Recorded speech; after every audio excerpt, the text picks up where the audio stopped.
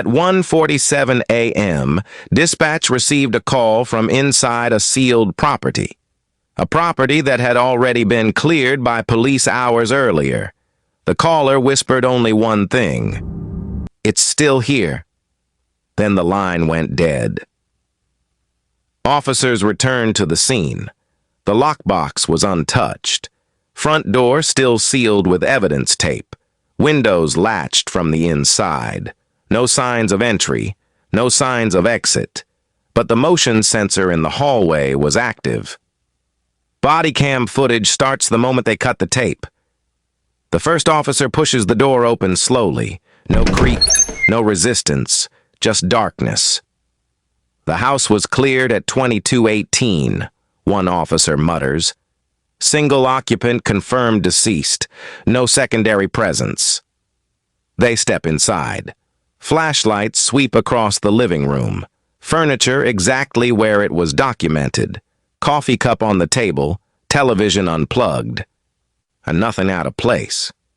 Except a chair near the hallway is no longer facing the TV. It's angled toward the corridor. "Did you log that chair position?"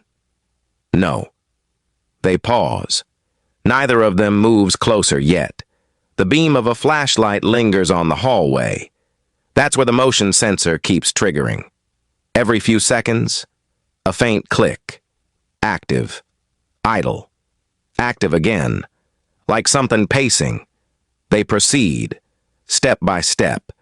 The hallway feels narrower than before, the walls marked with small evidence tags from earlier, photos taken, measurements recorded, everything accounted for. Except the bedroom door at the end. It was open in the initial report. Now it's closed. "Door was open before," one officer says. No response. The second officer is staring at the floor. Footprints, faint, bare, leading toward the bedroom. Not dust prints. Something slightly darker. Damp. They follow. Each step slows. The prints stop right at the bedroom door. No return path. "Ready?" The handle turns. Unlocked. They push it open. The room is empty, exactly as logged. Bed untouched, closet closed, window sealed. The body from earlier? Gone. Both officers freeze. Negative. That's not possible," one says into the radio. Dispatch responds instantly.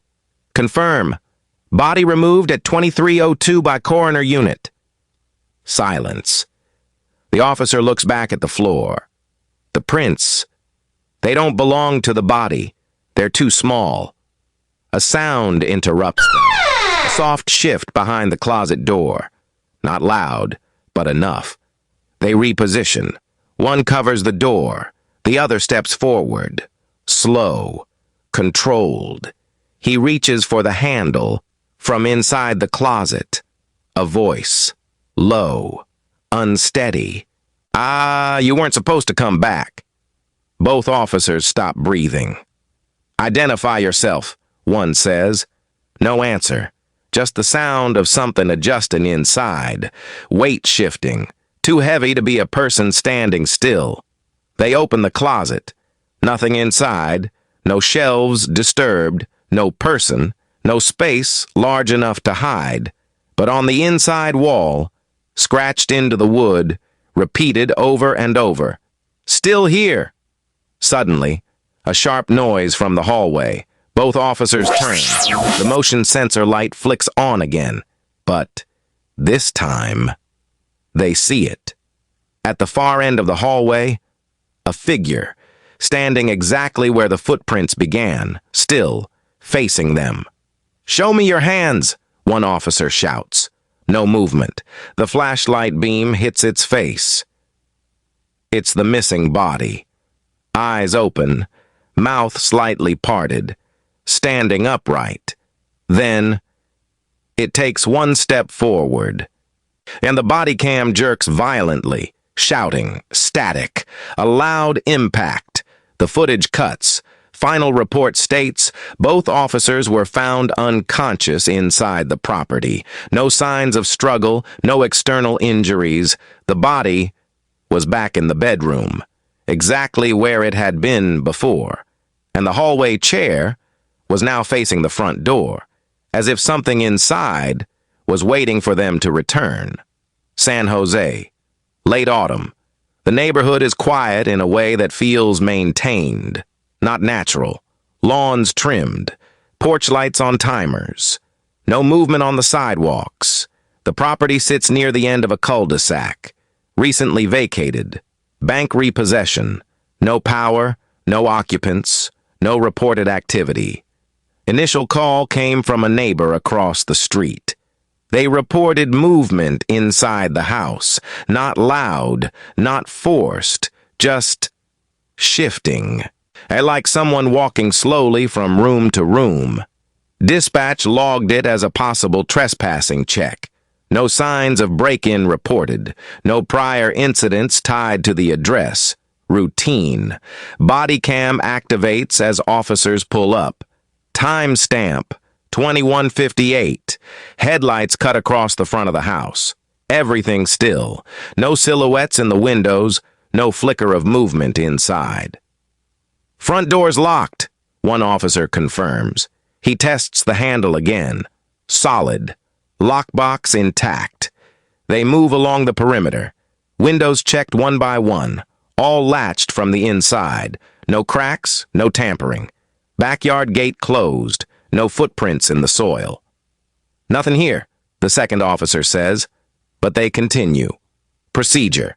They unlock the front door and step inside. Flashlights cut through a thin layer of dust hanging in the air. First observation, everything is covered. A furniture draped in white sheets, edges stiff with time, no signs of recent disturbance. The floor, undisturbed dust across every visible surface, no footprints, not even partial ones. Clear so far. Their voices stay low, controlled. They move room to room, living room clear, dining area clear, kitchen empty, cabinets open, nothing inside. But then, the hallway. The beam of the flashlight catches it immediately. At the far end, a door, slightly open. Back hallway doors open, one officer notes. He pauses, just long enough to register it. Probably airflow, the other responds. No argument, no escalation. They continue forward. As they approach, the door shifts slightly, not fully closing, not opening wider, just adjusting. The first officer stops. His light holds steady on the gap. Nothing visible beyond it. Just darkness. Did you feel that? He asks. No. Silence. He pushes the door open fully. Behind it, an empty service corridor, narrow, leading toward a secondary exit at the back of the house. Dust is thicker here, undisturbed, no footprints. But halfway down the corridor, a wall-mounted motion sensor, inactive. They don't comment on it. Not yet. They proceed, step by step. The beam of the flashlight stays low now, tracking the floor. Still nothing. At the end, the back door, closed, locked. The first officer checks it. Secured. They stand there for a moment longer than necessary, because something doesn't align. The hallway door was open, but nothing passed through. No prints, no drag marks, no disturbance, only dust. Let's log it and clear out, one says. They turn back toward the main hallway. And that's when the motion sensor clicks. Soft. Mechanical. They both stop. The light doesn't turn on. There's no power. But the click repeats. Active, idle, active again. Behind them. They turn slowly.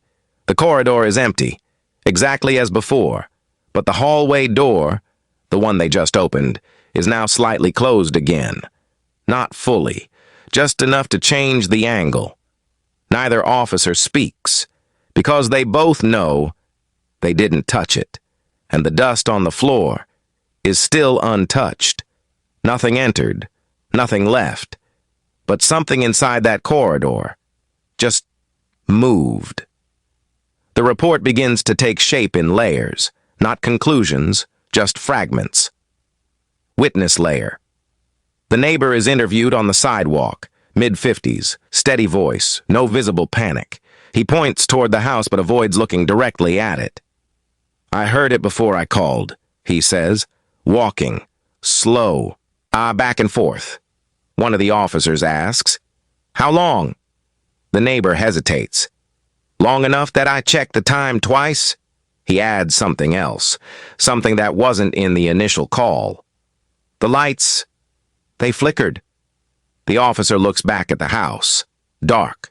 Completely. "No power in the property," he replies. "I know," the neighbor says. "I'm telling you what I saw." No argument follows. Just a note taken. Officer observations.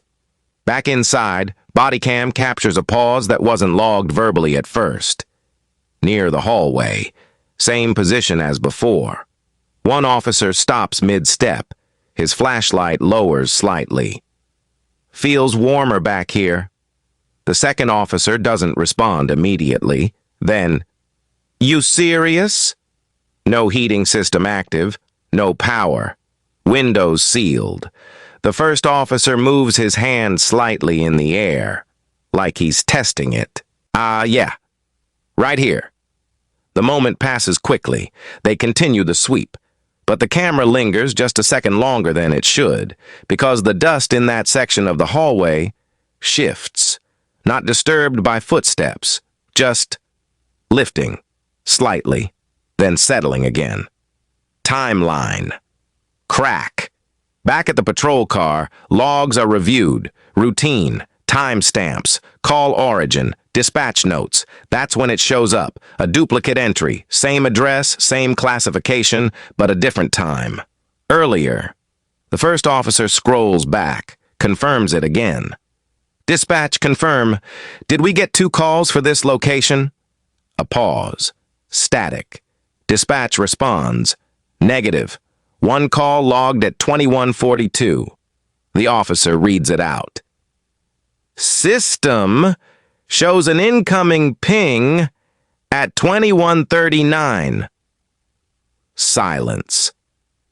That's 3 minutes before the neighbor called. Dispatch doesn't answer immediately. And then, "Stand by." The body cam captures both officers looking at each other, not alarmed, just recalculating. "Maybe a glitch," one says, but the entry remains on the screen.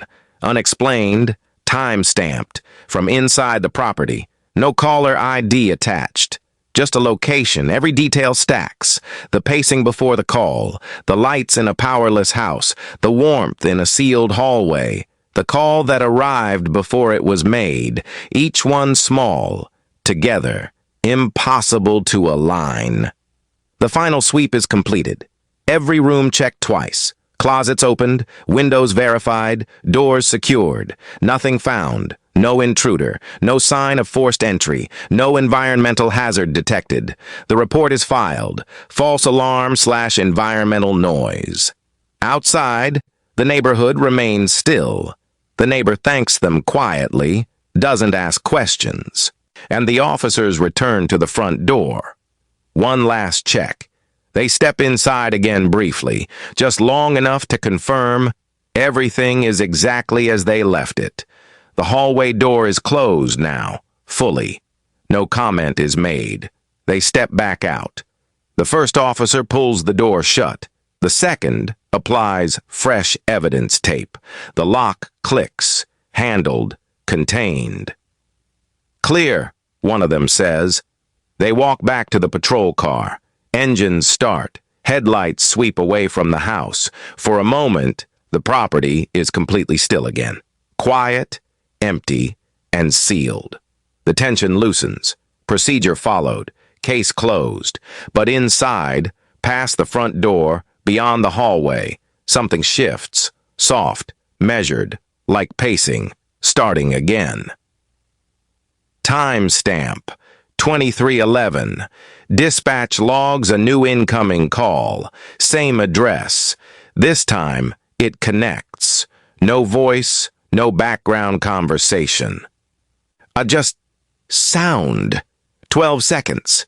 At first, it's hard to place. Not footsteps, not static, something heavier, dragging. A slow pull across a surface. Pause, then another shift, like weight being repositioned. Dispatch attempts verbal contact. 911, state your emergency. No response. Only that same sound. Dragging. Stopping. Dragging again. Then the line cuts. Call trace confirms origin. Inside the house. The same house that was locked, sealed, cleared. Officers are notified immediately. Same unit, same location. Before they return, one detail is flagged. Bodycam footage from the initial response is reviewed. Routine. Until a frame catches attention. Hallway sequence. Timestamp 2206. The officers are moving past the living room. Camera angle shifts briefly, and in that fraction of motion, a door in the background is visible, closed. A next frame, same angle, same movement. The door is open, no one near it, no hand on the handle, no recorded interaction, just closed, then open, no explanation logged. The clip is replayed twice, slowed. Nothing enters the frame, nothing exits. But the position changes quietly, unnoticed the first time. This is where it breaks. Not a noise, not a feeling, a visual inconsistency, recorded, stored, unexplained. The officers don't comment on it out loud, but when they get back in the car, they don't talk the same way anymore. Shorter sentences, longer pauses, because now they're not responding to a report. They're returning to something that already moved once without being seen. Timestamp 2328. They arrive again. Nothing looks different from the outside. Front door sealed, tape intact, lockbox undisturbed, windows still latched. No shadows inside. Same as before, one officer says, but it doesn't sound certain. They cut the tape again. The door opens. Immediately, something is off. The air feels heavier, not warmer this time, just thicker. Flashlights sweep across the floor.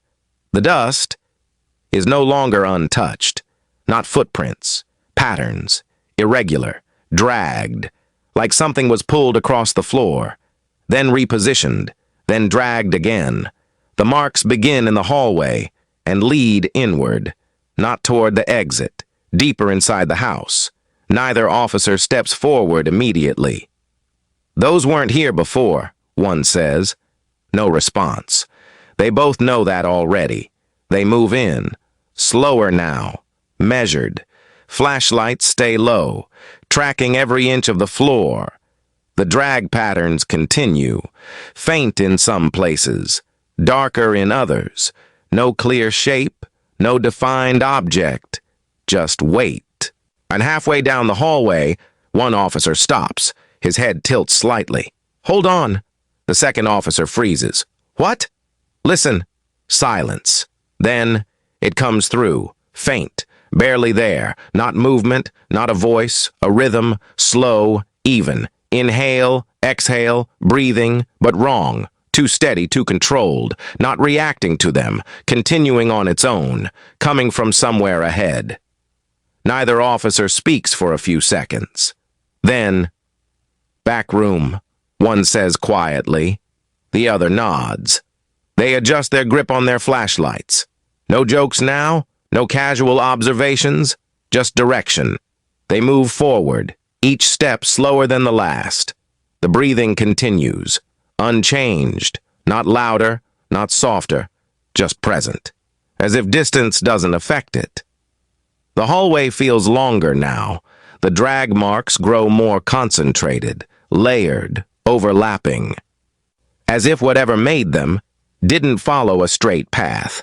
It moved, stopped, turned, dragged again, without pattern, without urgency, just repetition. They reach the midpoint.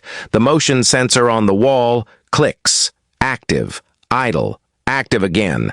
This time, the officer closest to it flinches slightly, because the breathing doesn't stop, even as they stand directly beneath the sensor, meaning whatever is making that sound is not moving with them. It's ahead, waiting. The hallway door at the end is closed again. Same door, same position, but now the drag marks lead directly to it. And stop. No return. The breathing continues, slow, measured. On the other side, neither officer reaches for the handle yet. Because for the first time, there's no assumption left, no probably, no maybe. Only one question remains. If nothing entered, and nothing left, then what has been moving inside this house since the moment they sealed it? The breathing stops, instantly. No fade, no transition, just gone. And in that silence, something shifts, right against the door, from the other side. Close. Too close.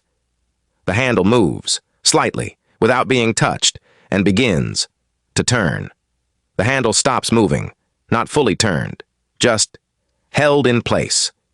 Neither officer touches it immediately. Then, slowly, one of them reaches forward. The door opens. No resistance. The back room, same one they cleared earlier. Flashlights sweep across it. Everything looks unchanged. Bed in position, walls bare, window still sealed from the inside. But one detail immediately wrong. The closet door is open. It was closed before. Neither officer says it out loud, but both hesitate. The beam of the flashlight shifts toward the closet. Inside, darkness. No visible movement, no shape, no outline. Just empty space. One officer steps closer, slow, controlled. The other stays near the doorway, watching everything else. The camera lingers on the closet longer than it should. Seconds pass. Nothing happens. Then, a subtle shift. Not a figure. Not a clear motion. Just a slight adjustment in the darkness.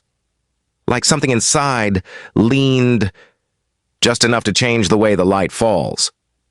The officer doesn't react, because it's not enough to confirm. But the camera catches it. Barely.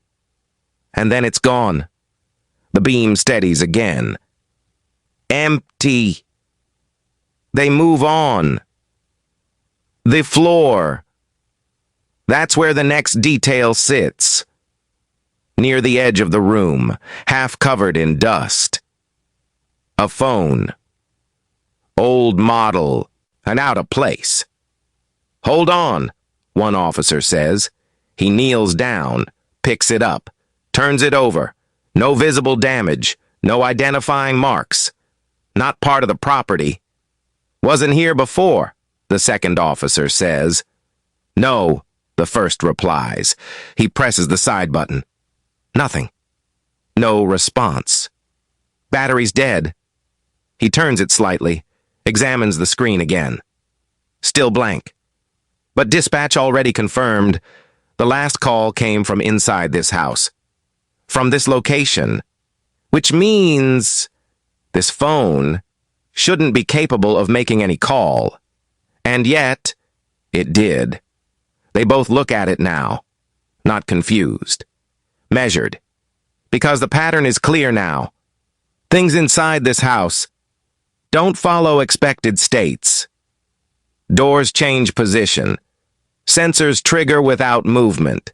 Calls originate without devices. And now, a dead phone sits in their hands after placing a call.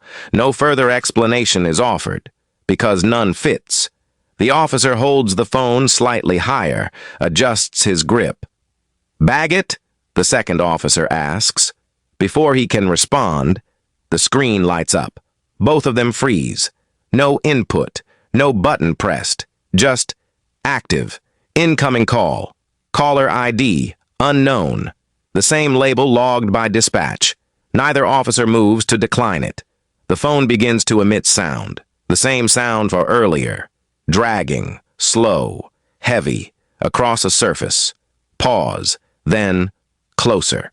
The audio is clearer now, not distant, not filtered, right there, as if whatever made that sound is no longer elsewhere in the house, but near the device, near them. The officer's grip tightens slightly. The second officer steps back half a pace. "Turn it off," he says. No response. And the sound continues, dragging. Then, a shift. Something new enters the audio, a faint inhale, then exhale. The same breathing, steady, unchanged, but now louder. Because it's not coming through distance anymore. It's close, too close. The body cam jolts slightly, as the officer holding the phone turns his head, as if reacting to something.